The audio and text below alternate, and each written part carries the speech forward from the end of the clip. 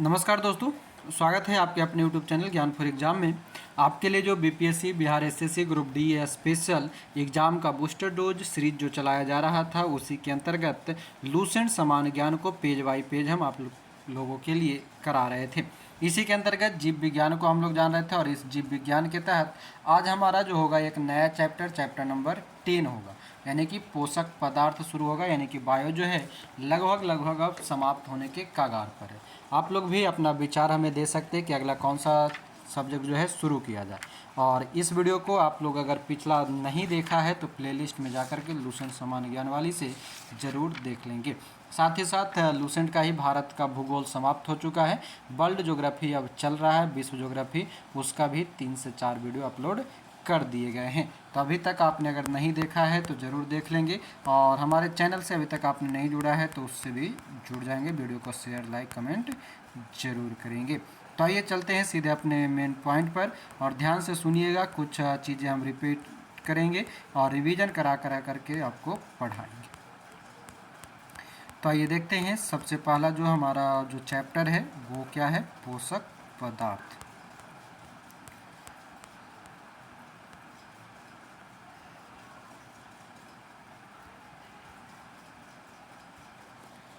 हाँ, ये देखेंगे, ये रहा हमारा पोषक पदार्थ। सारे लोग तैयार हो गए? निकाल लीजिएगा पोषक पदार्थ चैप्टर नंबर 10। अब पहले बताएंगे कि जो साइट्रिक अम्ल चक्र होता है उसको और किस नाम से जाना जाता है?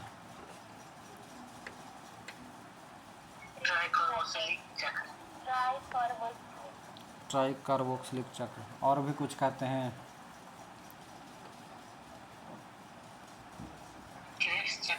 क्रेब्स चक्र कहते हैं।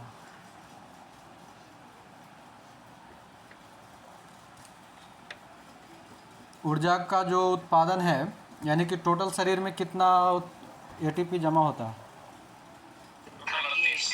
टोटल 38। श्वसन का नियंत्रण कौन करता है?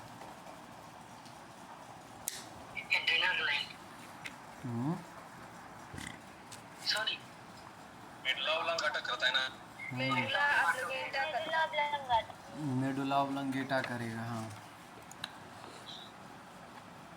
हाँ, एक ग्लूकोज अणु जो होता है वो टूटने पर कितने पाइरुविक अम्ल बनाता है? 2 पाइरुविक अम्ल बनाएगा। चलिए ठीक है, सबको याद है।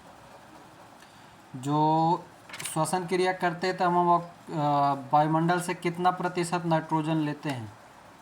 78%। जितना है सारा, कुछ नहीं छोड़ते हैं।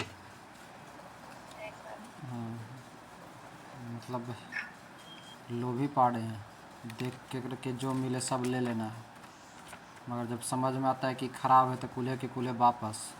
नहीं, कार्बन डाइऑक्साइड वापस कितना आता है? 4%। जितना लेते हैं उतने जाता है नाइट्रोजन। क्या पूछे हम, नाइट्रोजन की कार्बन डाइऑक्साइड? अच्छा, कार्बन डाइऑक्साइड पूछे। कार्बन डाइऑक्साइड 4% लेंगे, लगभग 0.03%, और छोड़ देंगे 4%। ऑक्सीजन कितना लेते हैं और कितना खपत करते हैं? ऑक्सीजन 30 लेते हैं और 17 जो है 17 छोड़ते हैं।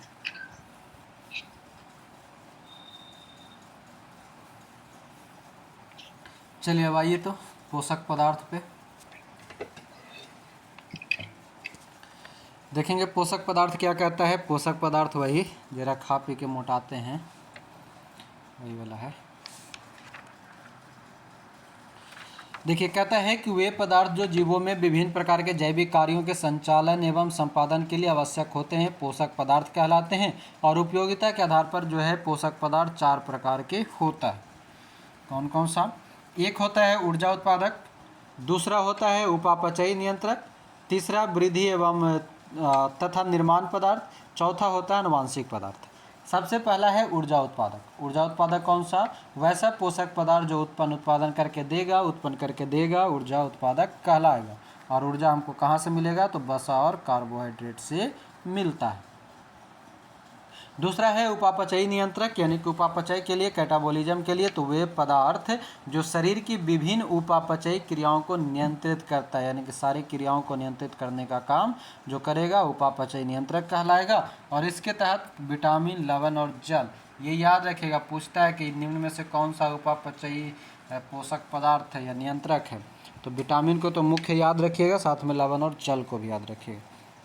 तीसरा है वृद्धि तथा निर्माण पदार्थ। कौन कौन सा? वृद्धि, यानी कि वैसा पोषक पदार्थ जो शरीर की वृद्धि करे, शरीर में टूट फूट हो तो उसको मरम्मत करे, और वो कहलाता है प्रोटीन। ठीक है। चौथा है अनुवांशिक पदार्थ। अनुवांशिक पदार्थ क्या है कि वे पोषक पदार्थ जो अनुवांशिक गुणों को एक पीढ़ी से दूसरी पीढ़ी ले जाता है, उसे हम न्यूक्लिक अम्ल कहते हैं, अनुवांशिक पदार्थ कहते हैं। यहाँ पर चारों का एग्जाम्पल याद रखिएगा। ऊर्जा उत्पादक में वसा और कार्बोहाइड्रेट आता है, प्रोटीन नहीं आता है ना। प्रोटीन किस में आता है, तो वृद्धि और निर्माण पदार्थ में। वही जो विटामिन है वो आता है उपापचय नियंत्रक पदार्थ में, और जो न्यूक्लिक अम्ल है वो आता है अनुवांशिक पदार्थ में। तो ये अंतर सबका याद रखिएगा एग्जाम्पल के रूप में। चलिए आगे कहता है कि मनुष्य के शरीर में विभिन्न कार्यों के लिए निम्नलिखित पोषक पदार्थों की आवश्यकता होती है। विभिन्न कार्य के लिए पोषक पदार्थों की जो आवश्यकता है उसमें कार्बोहाइड्रेट, प्रोटीन, वसा, विटामिन, जल, न्यूक्लिक अम्ल और खनिज लवण होता है। यानी कि ये सभी चीज़ें जो है हमें अपने शरीर के लिए पोषक करने के लिए जरूरी है। कौन कौन सा? कार्बोहाइड्रेट जो कि ऊर्जा उत्पादन करता है, प्रोटीन जो कि वृद्धि निर्माण के लिए है, वसा जो कि ऊर्जा उत्पादक है, बाकी आपका क्या है विटामिन और जल, ये सभी मिलेगा आपको उपापचय नियंत्रक के लिए, न्यूक्लिक अम्ल मिलेगा आपको आनुवंशिक पदार्थ के लिए, खनिज लवण भी मिलेगा उपापचय नियंत्रक के लिए। अब एक का करके जानते हैं किसका क्या काम है, फंक्शन है वो। देखिए कहता है कार्बोहाइड्रेट। कार्बोहाइड्रेट क्या है, तो कार्बन, हाइड्रोजन और ऑक्सीजन का मिश्रण है, कार्बनिक पदार्थ है। कार्बन, हाइड्रोजन और ऑक्सीजन के 1:2:1 के अनुपात से मिलकर बने कार्बनिक पदार्थ कार्बोहाइड्रेट कहलाता है। ठीक है।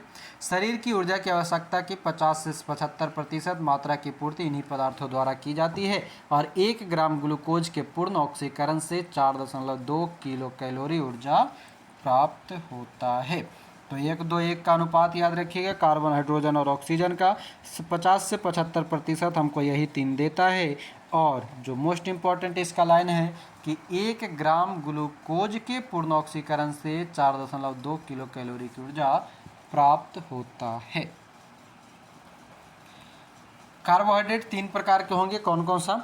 एक होता है मोनोसेकेराइड, डाइसेकेराइड और पॉलीसेकेराइड। इसमें जो जितना चीज़ आएगा उसको नहीं होता तो एक जगह लिख करके चिपका लीजिएगा। ठीक है, ये वाला बहुत इंपॉर्टेंट है, पूछता रहता है प्रश्न कि मोनोसेकेराइड कौन सा होता है, डाइसेकेराइड कौन सा होता है, पॉलीसेकेराइड कौन सा होता है। तो देखिए क्या है, मोनोसेकेराइड जो होता है ये कार्बोहाइड्रेट की सबसे सरल अवस्था, कार्बोहाइड्रेट की सबसे सरल रूप जो है वह होता है मोनोसेकेराइड। और इसके अंतर्गत ग्लूकोज, ग्लैक्टोज, मैनोज और ट्राइयोज। ग्लूकोज, ग्लैक्टोज, मैनोज और ट्राइयोज, ये 4 गो जो होता है ये हमारा आता है मोनोसेकेराइड के अंतर्गत। इसी के अंतर्गत आपको राइबोज भी आता है, इसी के अंतर्गत आपका फ्रक्टोज भी आता है, और इसी के अंतर्गत ग्लैक्टोज भी आता है। तो ये सभी के सभी आपका मोनोसेकेराइड कहलाता है। दूसरा है डाइसेकेराइड। हाँ जी। आर्टिफिशियल स्वीटनर के लिए क्या यूज करते हैं? सिक्रीन। किसके लिए? आर्टिफिशियल स्वीटनर के लिए। अच्छा, मतलब जो स्वीट के लिए यूज करते जो, हाँ सैक्रीन। एस्पार्टेम भी तो होता है ना सर? हाँ सर जो परसों का एग्जाम में आया था सर, ये वो वाला में सैक्रीन होता है। बाहर से जो मीठापन, वही जो शुगर फ्री वगैरह जो होता है वो शुगर फ्री के लिए इसका प्रयोग करते हैं। चलिए ठीक है, आगे देखिएगा। डाइसेकेराइड, डाई मतलब समान या भिन्न मोनोसेकेराइड के 2 अणु के संयोजन से एक सेकेराइड बनेगा डाइसेकेराइड। कौन कौन सा? तो माल्टोज, सुक्रोज और लैक्टोज। यहाँ पर बॉक्स जो दिया है वो भी आपके लिए इम्पॉर्टेंट है।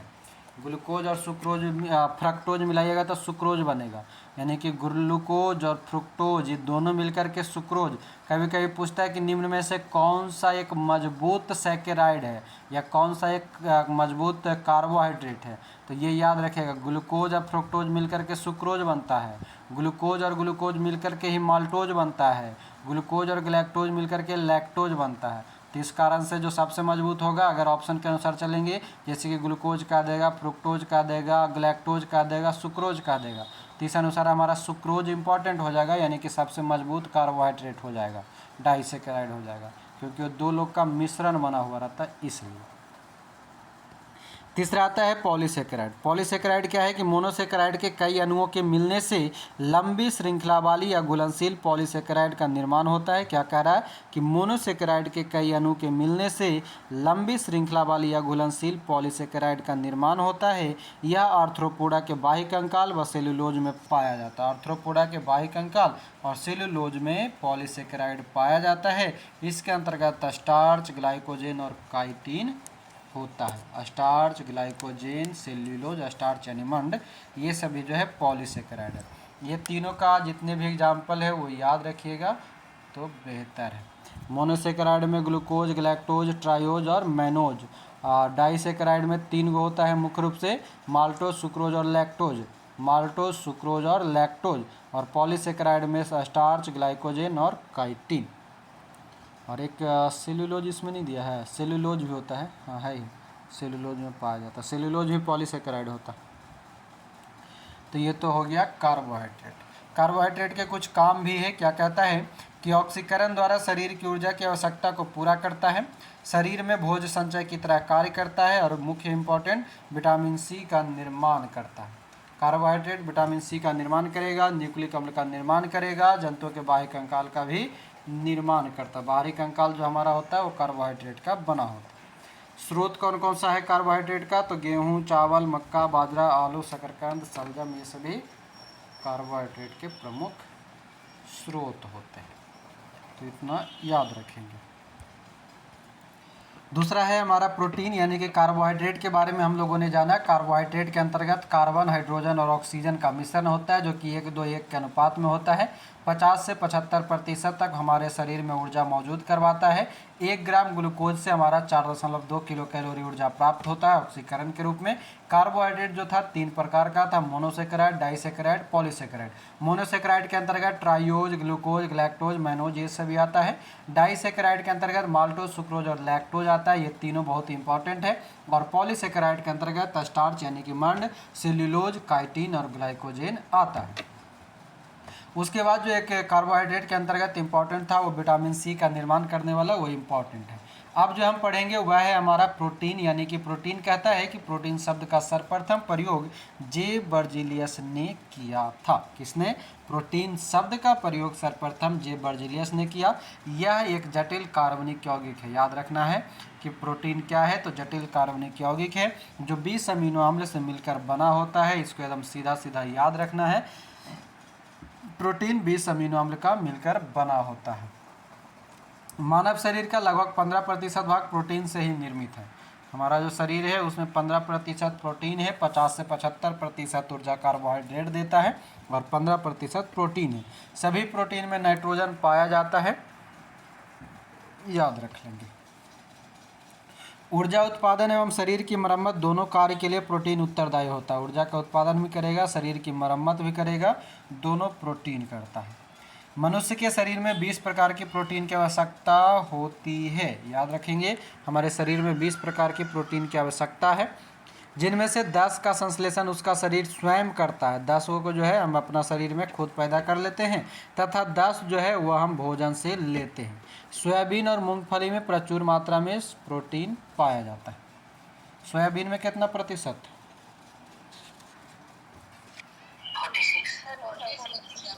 46%। चलिए ठीक है।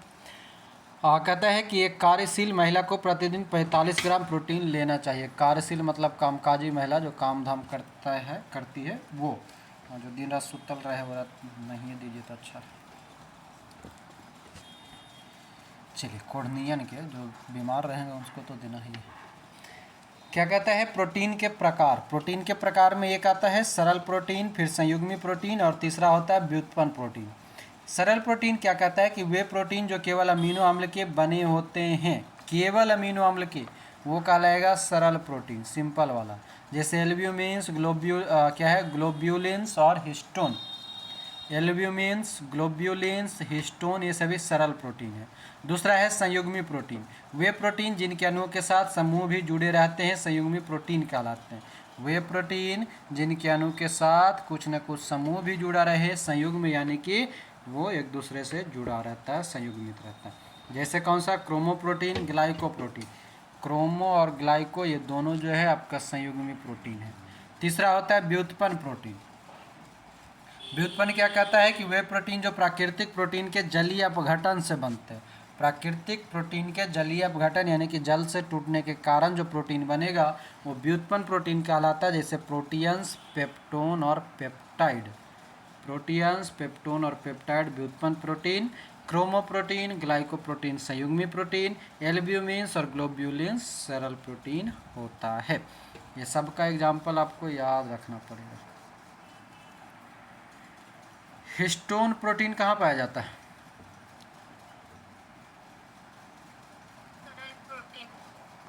नहीं करे, हिस्टोन प्रोटीन कहीं पाया जाता है शरीर में?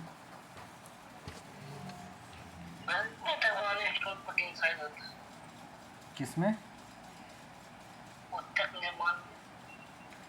उत्तक निर्माण में। चलिए ठीक है। आगे कहता है कि प्रोटीन के महत्वपूर्ण कार्य। प्रोटीन के महत्वपूर्ण कार्य क्या है कि ये कोशिकाओं, जीवद्रव्य एवं ऊतकों के निर्माण में भाग लेता है। कोशिका, जीवद्रव्य और ऊतक के निर्माण में भाग लेगा। ये शारीरिक वृद्धि के लिए आवश्यक है। इनकी कमी से शारीरिक विकास रुक जाता है। बच्चों में प्रोटीन की कमी से क्वाशियोरकर एवं मरासमस नामक रोग हो जाता है। क्वाशियोरकर और मरासमस जो है ये दोनों होगा प्रोटीन की कमी से। आवश्यकता पड़ने पर ये शरीर को ऊर्जा भी देता है। कौन? प्रोटीन।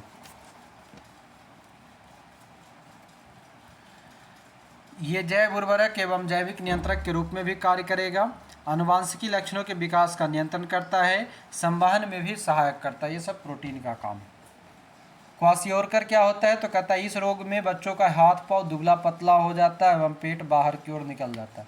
पेट जो है आगे बाहर की ओर, हाथ पैर एकदम पतला पतला, उसको कहते हैं क्वाशियोरकर।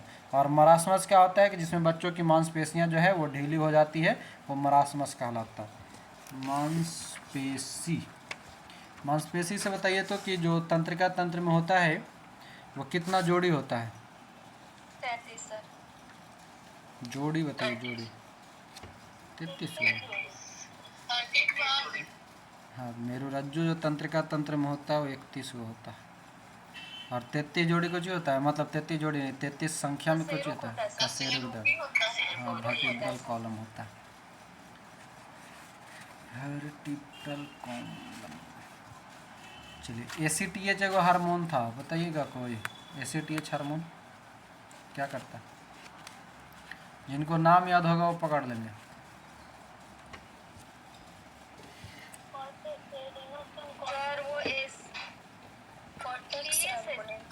हाँ, एड्रेनोकॉर्टिकोट्रोपिक से करके था। Adrenocorticotropic hormone. हाँ तो सर उसमें मनुष्य का लंबाई बढ़ जाएगा। एड्रिनल कॉर्टेक्स को स्राव करता था ACTH। चलिए ठीक है। पीयूष ग्रंथि कौन सा ग्रंथि था? मास्टर ग्रंथि। नहीं, अंता और बाह्य में बताना है।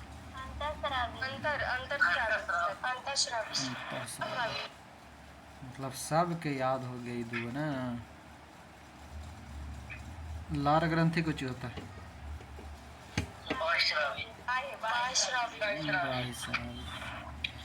चलिए अच्छा है, याद रह गया सबको। अब आइएगा बसा पे। बसा क्या कहता है? बसा कहता है कि बसा ग्लिसरॉल एवं बसी अम्ल का एक एस्टर होता है। किसका है? बसा ग्लिसरॉल और बसी अम्ल का एस्टर होता है। इसमें कार्बन, हाइड्रोजन एवं ऑक्सीजन विभिन्न मात्राओं में उपस्थित होता है।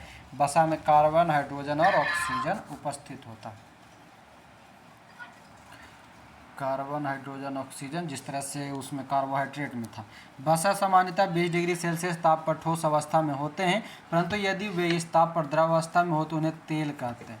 यानी कि वसा जो है वो अगर 20 डिग्री सेल्सियस पर द्रव अवस्था में आ जाए तो तेल कहलाता है। वसा अम्ल दो प्रकार का, संतृप्त और असंतृप्त होता है।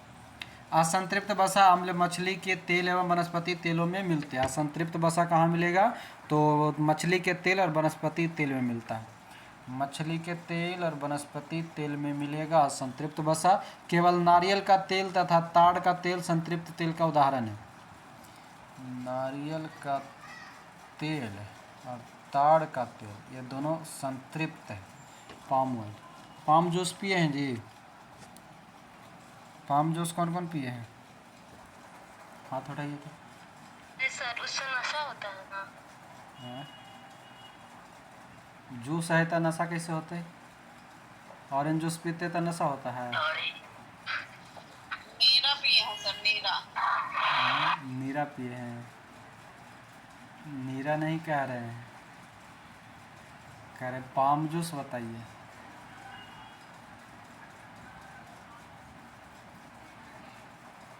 चलिए कोई नहीं, पिए पिए अधिकतर होंगे, बता कोई नहीं रहे। ताड़ के जूस, ताड़ वाला। नहीं सर, उसका पेड़ लगा हुआ बस। गांव वाली ताड़ी क्या सर? हाँ, गाँव वाला ताड़ी, हाँ वही वही वही गाँव वाला ताड़ी, वही वाला। सर हम तो पिए हैं।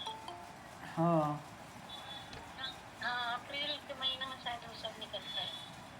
वही गर्मी वाला सीजन में, मई अप्रैल जून के बीच में गर्मी वाला सर सीजन। हम लोग यहाँ से मेरे पापा ले जाते थे गाँव पीने के लिए।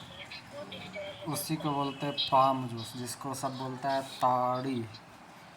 भूखले पेट पी लिए, खाली पेट तो, हाँ खाली पेट पी लिए तो नशा आ जाएगा। कुछ कुछ चना चखना लेके पीजिएगा तो नशा नहीं आएगा। नहीं सर, सुबह सुबह वाला पीजिएगा ना तो। नहीं सर, वो तो नशीला बनाया जाता है ना, कुछ दिन रख के उसको, और ताजा वाला नहीं, पीने से कोई वो दिक्कत तो नहीं होता, दूसरा उसमें होता नशा है, नहीं। वो दूसरा चीज़ होता है। उतार के जो पीता है तो जो बनाया जाता है वो दूसरा होता है, वो डायरेक्टली पेड़ से निकलता है जूस, वो दूसरा होता है। जूस जो डायरेक्टली निकलता है वो वाला पियेंगे तो अच्छा लगता है। ये तो बनाया जाता है, वो तो कुछ ही तो बोलता है हांडी, कुछ कुछ बोलता है। ये सब झारखंड में ज़्यादा चलता है, आदिवासी लोग बहुत बनाता है। हांडी, हड़िया, हड़िया बोलता है। में भी मिलता है गाँव में। हाँ सर, बिहार में भी सब लोग पीता है गाँव हड़िया में। बोलता है कुछ। हम लोग के गाँव में सारा लोग पीता है। चलिए कोई नहीं। आगे कहता है तो कि 1 ग्राम वसा से 9.3 किलो कैलोरी ऊर्जा उत्पन्न होता है। और उधर क्या हो रहा था? 1 ग्राम वसा से, सॉरी 1 ग्राम ग्लूकोज से कितना हो रहा था ऊर्जा कार्बोहाइड्रेट में? 4.2 किलो कैलोरी। 4.2 kilo calorie. हाँ, कार्बोहाइड्रेट जो है ये ग्लूकोज में 4.2 किलो कैलोरी, और वसा जो है 1 ग्राम में 9.3 किलो कैलोरी। सामान्यतः एक वयस्क व्यक्ति को 20 से 30% ऊर्जा जो है वसा से प्राप्त होगा। शरीर में इसका संश्लेषण माइटोकॉन्ड्रिया में होता है। वसा का जो है संश्लेषण शरीर में माइटोकॉन्ड्रिया से होता है। यानी कि देखिएगा 10% प्रोटीन, 75% के आसपास तक कार्बोहाइड्रेट और 20 से 30% वसा।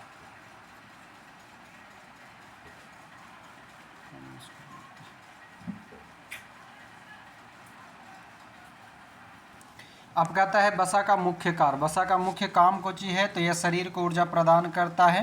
ठीक है, यह त्वचा के नीचे जमा होकर शरीर के ताप को बाहर नहीं निकलने देता है, और यह खाद्य पदार्थ में स्वाद उत्पन्न करती है, आहार को रुचिकर मतलब वह टेस्टी बनाता है, और यह शरीर के विभिन्न अंगों को चोट से बचाती है। कौन? वसा। चोट से बचाने का काम भी वसा का ही है। टेस्टी बनाएगा खाना को वसा ही।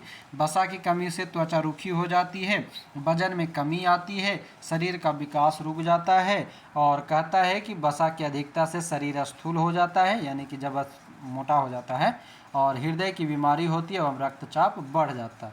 इसलिए साधारण खाइए, नॉर्मल रहिए, मस्त रहिए, मगन रहिए, झूमते रहिए, झुमाते रहिए। ज़्यादा वसा जमा हो जाएगा तो मोटा मोटी हो जाएंगे, और हृदय गति बढ़ जाएगा, ब्लड प्रेशर बढ़ जाएगा, फिर टें बोल रही हो। आगे कहता है विटामिन, चौथा जो है विटामिन क्या है कि विटामिन का आविष्कार जो है फंक ने किया था 1911 ईस्वी में, सबको पता है। यह एक प्रकार का कार्बनिक यौगिक है, इनसे कोई कैलोरी प्राप्त नहीं होता, सबसे बड़ी बात इसका यही याद रखना।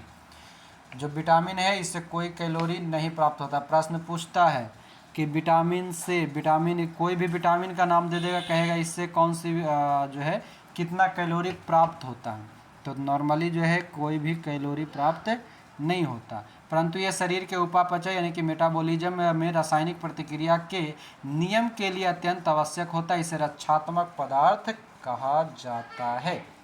रक्षात्मक पदार्थ किसको कहा जाता है? विटामिन को कहा जाता है। घुलनशीलता के आधार पर विटामिन दो प्रकार के, एक जल में घुलेगा, दूसरा वसा या कार्बनिक पदार्थ में घुलेगा। तो जल में जो घुलने वाला विटामिन होता है वो होता है बी और सी, यानी कि विटामिन बी और विटामिन सी गैल भैंसिया पानी में, तो ये हो जाएगा जल में विटामिन बी और सी। बाकी जो बच गया वो होता है वसा या कार्बनिक घोलक में, जिसे हम vitamin A, vitamin D, vitamin E और विटामिन के नाम से जानते हैं। जिसको याद करने के लिए आप एगो याद रख सकते हैं KEDA, कीड़ा। क्या बोलते हैं? कीड़ा बोलते हैं, KEDA। कीड़ा जो है वसा में जाएगा और बी और सी जो है जल में जाएगा। ठीक है, याद रहेगा ना? कीड़ा।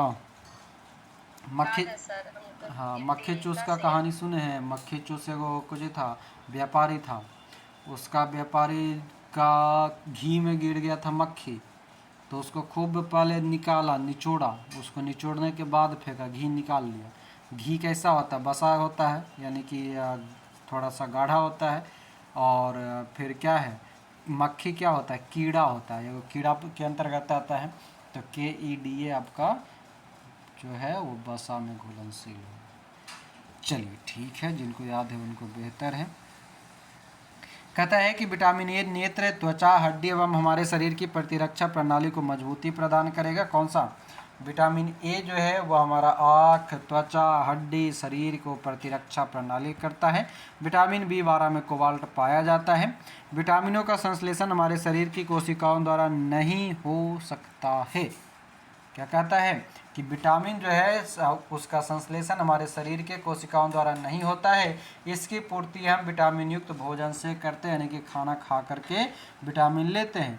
तथापि विटामिन के एवं डी का संश्लेषण जो हमारे शरीर में होता है, मगर कुछ दो विटामिन है, विटामिन डी और के, जिसका संश्लेषण शरीर में कुछ कुछ मात्रा में होता है।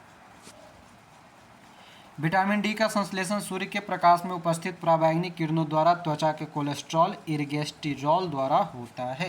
विटामिन डी का संश्लेषण किससे होगा? तो सूर्य के प्रकाश में उपस्थित पराबैंगनी किरणों द्वारा त्वचा के कोलेस्ट्रॉल द्वारा होता है। इसलिए विटामिन डी लेते रहिए। विटामिन के जीवाणुओं द्वारा हमारे कोलन में संश्लेषित होता है तथा वहाँ से उसका अवशोषण भी होता है। कोलन में ये संश्लेषित होगा विटामिन के और वहीं से अवशोषित होता है। अब आइए देखिएगा विटामिन के कमी से होने वाला रोग, रासायनिक नाम, ये दो चीज़ आपको याद रखना है यहाँ पर, जो कि लगभग सबको याद होगा। बहुत बार हम लोग क्लास में ये सब पढ़ चुके हैं। देखिएगा विटामिन ए, जिसका रासायनिक नाम आप लोग बोलिएगा, ठीक ना? इसका रासायनिक नाम आप लोग बोलते चलेगा, हम रोग बाद में बोल देंगे, नींद भागेगा सबका। विटामिन ए का रासायनिक नाम बताइए। रेटिनॉल। विटामिन ए का रासायनिक नाम रेटिनॉल होता है। इससे आपका रतौंधी, संक्रमणों का खतरा और जीरोप्थैल्मिया, ये इसको खाली याद रखिएगा, जीरोप्थैल्मिया को।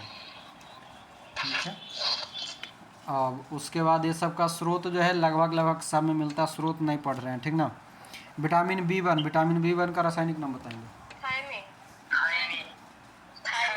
थायमीन होता है और इसकी कमी से होने वाला रोग बेरी होता है, याद रख लीजिए। विटामिन B2 का रासायनिक नाम राइबोफ्लेविन होता है। इसके कारण होता है कि त्वचा का फटना, आँखों का लाल होना, जीवा का फटना मतलब जीभ का फटना, आँख का लाल होना और त्वचा का फटना, ये सभी विटामिन B2 राइबोफ्लेविन के कारण होता है। विटामिन B3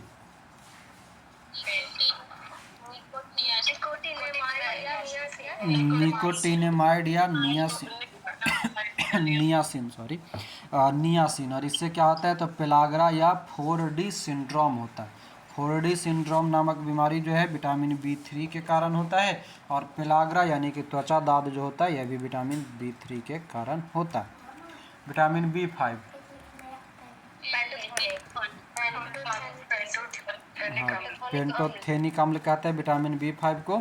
इससे क्या होता है, बाल सफ़ेद होता है और मंद बुद्धि हो जाता है। मंद बुद्धि, विटामिन B5, पेंटोथेनिक अम्ल। अगला है B6, विटामिन B6 बताएंगे। पायरिडॉक्सिन, पायरिडॉक्सिन के कारण जो है एनीमिया और त्वचा रोग होता है। विटामिन B6 के कमी के कारण एनीमिया और त्वचा रोग। एनीमिया रोग में क्या होता है, खून की कमी हो जाती है सर, ब्लड की कमी हो जाती है। विटामिन B7, विटामिन B7 का वैज्ञानिक नाम, रासायनिक नाम B7 बायोटीन। लकवा हो जाएगा, शरीर में दर्द हो जाएगा, बाल का गिरना हो जाएगा, ये सभी vitamin B7 biotin. Vitamin B11,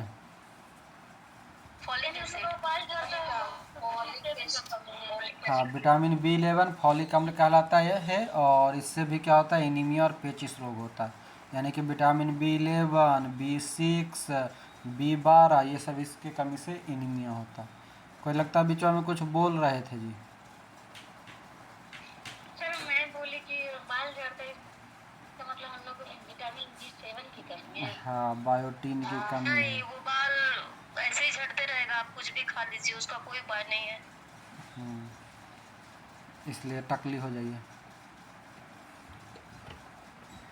जिसका बाल गिरे वो सीधे बाल कटवा लीजिए, न रहेगा बाल न गिरेगा बाल। सर बहुत ज़्यादा में अंतर है सर, हाँ, बहुत ज़्यादा हो जाता है सर, हर महीना छिलाना पड़ता है। बोले सर B6 और B12 में कोई अंतर है? B6 B12 है ना, वो पायरिडॉक्सिन है, साइनोकोबालामिन है B12, अंतर तो रहेगा ही। वहाँ गए थे जानते हैं कहाँ, तिरुपति मंदिर, आंध्र प्रदेश गए थे तब। जब हम लोग जहाँ पर मुंडन होता है वहाँ पर गए थे मुंडन करवाने, तब बड़ा बढ़िया से सज धज के लेडीज सब आती थी अंदर जहाँ पे होता है मुंडन वहाँ पे। 5 मिनट बाद 5 मिनट भी कहा लेता है, 1 से 2 मिनट में मारता है पूरा, इधर से 4 से 5 बार में साफ कर देता है। मारता था 2 मिनट बाद देखते तो ले ये तो गजब दिख रही है। वहाँ सब जाने के बाद पूरा बाल ही कटवा लेता है, अधिकांशतः लगभग 80% लोग जो जाता है वो बाल कटवा लेता है, मेल फीमेल सब। वहाँ की महिला का बाल या तो लंबा रहता है, नहीं तो बहुत छोटा रहता है। हाँ, हम लोग भी गए थे तो सब छिलवा लिए थे पूरा। और वहाँ काटने वगैरह का कोई पैसा नहीं लेता है सब। सर वहाँ पे सबसे अच्छा बात ये है, वहाँ पे पंडित और पांडा इधर जैसे पैसा नहीं लूटता है। यहाँ तो लगता है कि पॉकेट में से निकाल लेगा, लेकिन वहाँ कोई आपसे 1 रुपया भी नहीं मांगता है। वहाँ कोई किसी भी काम के लिए कोई मांगता ही नहीं है। जो मुंडन करता है नाई जो होता है वो भी कोई पैसा नहीं, सब लाइसेंसी होता है, सबका देखे गला में कुछ ना कुछ लटका हुआ, मतलब जो कार्ड होता है वो, कोई पैसा किसी भी तरह का नहीं। इच्छा है तो दीजिए, नहीं इच्छा है तो नहीं दीजिए, कोई वो अपने हिसाब से कुछ कहता ही नहीं है। एकदम जाओ, सब सुविधा, गर्म पानी ठंडा पानी, बाल भिगा के आओ, 5 मिनट में साफ कर देगा पूरा, इधर से उधर टकला बना देता है तुरंत। चंदन के लकड़े, चंदन देता है घिसने के लिए, गोली देता है, एक का गोली देगा, जाके नहा लो, उसके बाद टकला पे घिस लो। चलिए आगे आइएगा। कहाँ पर थे, B7 बायोटीन हो गया, B11 फॉलिक अम्ल हो गया, एनीमिया और पेचिस रोग, B12 साइनोकोबालामिन, और इससे तो आप जाके अपना बाल मुंडन वहाँ करवा लीजिएगा हम लोगों के लिए। क्या बोले,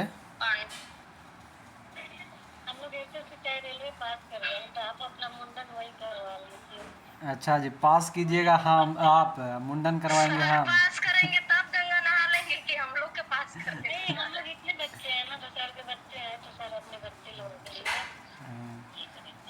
हाँ, और जब हम हो जाएंगे तो आप लोग सब हो जाइएगा। मेरा कुछ हो जाएगा। हाँ, तो आप होंगे तो हम लोग होंगे। हाँ, आपका हो जाएगा तो सर हम लोग ऐसे ही टकले हो जाएंगे, कोई नहीं आगे पीछे, हम लोग कॉल नहीं उठाएंगे आपकी। चलिए ठीक है, सबका हो जाएगा। आगे कहता है विटामिन सी। विटामिन सी का रासायनिक नाम एस्कॉर्बिक एसिड। और ये जो है इसके होता है अस्कर्बी और मसूड़े का फूलना, ये सब ये होता है विटामिन सी से। विटामिन डी का रासायनिक नाम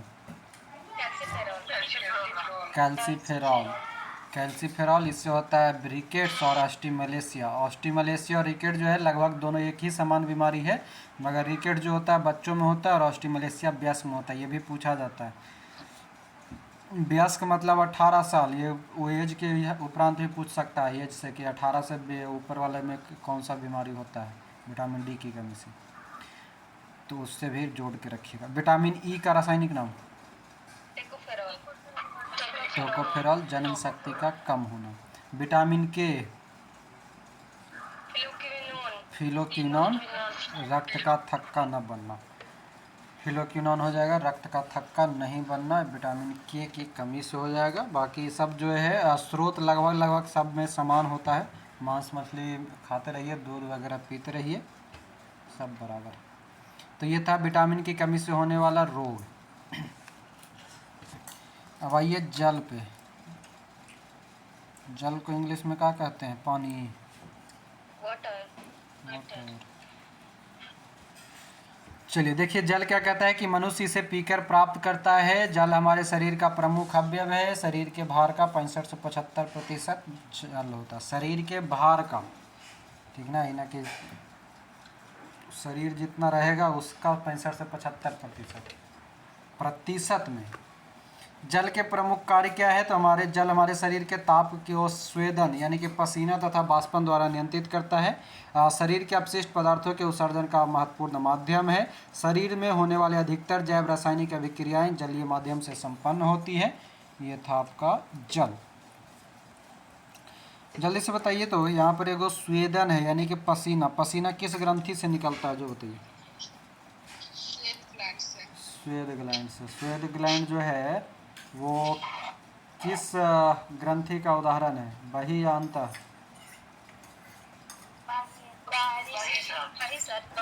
बाह्य शराब। चलिए ठीक है, अब ना भूलेगा तो नहीं। नोट में क्या दिया है कि पानी में आर्सेनिक विष के कारण कैराटोसिस नामक बीमारी होता है। पानी में जब आर्सेनिक हो जाएगा तो कैराटोसिस हो जाएगा। कैराटोसिस देखो मिनी माता रोग होता है। मिनी माता किससे होता है?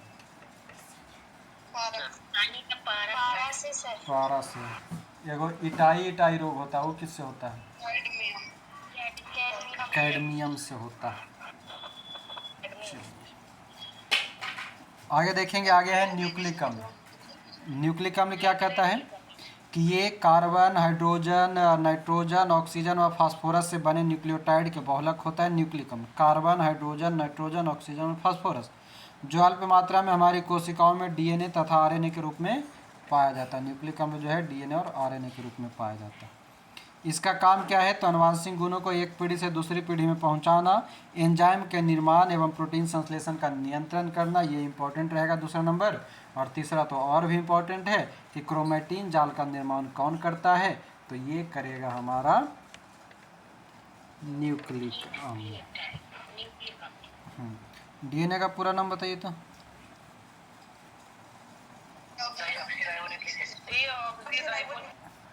करने लगेगा। चलिए आगे देखिएगा। आवाज नहीं आ रही। हाँ आगे देखिए। खनिज लवण। अगला जो है आखिरी पॉइंट है खनिज लवण यानी कि मिनरल्स।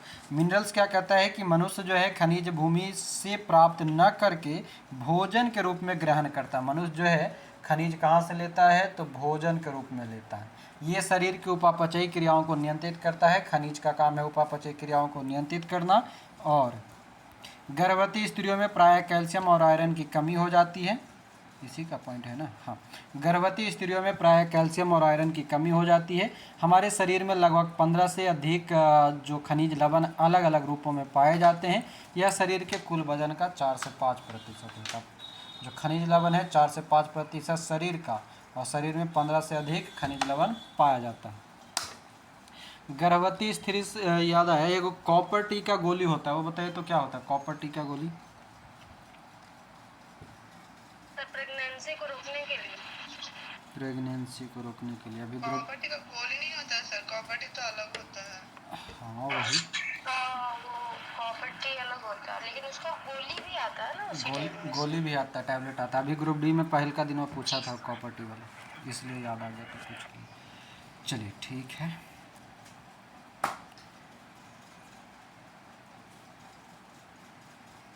अब देखिए ये टेबल में दे रखा है कुछ कुछ कि महत्वपूर्ण खनिज पदार्थ तथा उनके कार्य, मतलब कार्य देख लीजिए। कहता है सोडियम, यानी कि सोडियम क्लोराइड के रूप में 2 से 5 ग्राम डेली लेना है। साधारण नमक से मिल जाएगा, मछली से मिल जाएगा, मांस, अंडा, दूध, ये सभी खाते रहिए, मिल जाएगा।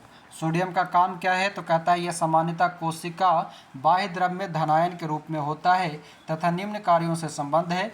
पेशियों का संकुचन, तंत्रिका तंत्र में तंत्रिका आवेग का संचलन, शरीर में धनात्मक विद्युत अपघट्य संतुलन बनाए रखता है। यानी कि सोडियम का काम क्या है, संकुचन करना, पेशियों का संकुचन करना, तंत्रिका तंतु और तंत्रिका आवेग, ये सभी का धनात्मक यानी कि पॉजिटिवली उसको संतुलित बनाता है।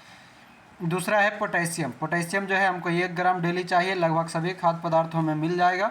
और कहता है कि सामान्यतः कोशिका द्रव्य में धनायन के रूप में पाया जाता है। यह निम्न अभिक्रियाओं के लिए आवश्यक है। कोशिकाओं में होने वाले अनेक रासायनिक अभिक्रिया, पेशीय संकुचन, तंत्रिका आवेग का संचरण, शरीर में विद्युत अपघट्य संतुलन बनाए रखता है। सब लगभग सेम काम करता है और कुछ नहीं। कैल्शियम जो है लगभग 1.2 ग्राम चाहिए। दूध, पनीर, अंडा, चना, हरी सब्जी, साबुत वही साबुदाना, अन्न, रागी, मछली, ये सब इससे मिल जाएगा। कहता है यह विटामिन के साथ हड्डी तथा दांतों को दृढ़ता प्रदान करता है। ये हमारे लिए इम्पोर्टेंट है। हड्डी और दांत को मजबूत कौन करेगा, तो कैल्शियम करता है। साबुत में साबुदाना नहीं होता है। क्या होता है, हमको लगा साबुत अनाज, साबुत मतलब अनाज। अच्छा, साबुत अन्न लिखा हुआ है ना, हमको लगा साबुदाना को लिख दिया गया। जैसे चना भिगो के खाए वो ऐसे ही खड़ा। ठीक है, हमको लगा ना कि साबुदाना को साबुत लिख दिया, गलत लिख दिया, इसलिए हम उसको। चलिए ठीक है, साबुत अन्न है। कहता है कि यह विटामिन के साथ हड्डी तथा दांतों को दृढ़ता प्रदान करता है। शरीर के स्पंदन में रुधिर के स्पंदन में भूमिका निभाता है और पेशीय संकुचन प्रक्रिया से संबंधित होता है। कैल्शियम से मुख्य हड्डी और दांत वाला याद रखिएगा। फास्फोरस जो है 1.2 ग्राम, ये भी आपको मिल जाएगा। दूध, पनीर, हरी पत्तेदार सब्जी, बाजरा, रागी, घीरी, जई, आटा, कलेजी, गुर्दा।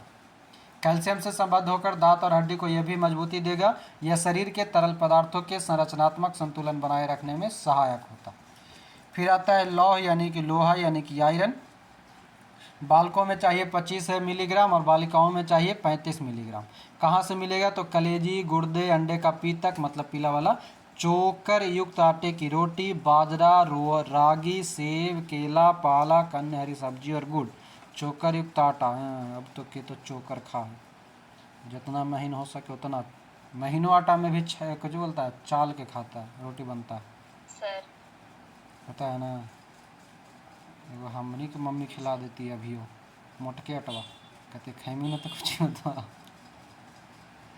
अभी भी मोटे आटा खिलाती है। घर में जो पिसा के आएगा वही हल्का फुल्का मोटे रहता, चालती उलती नहीं वैसी बना देती, कहती जे हो खैले जो।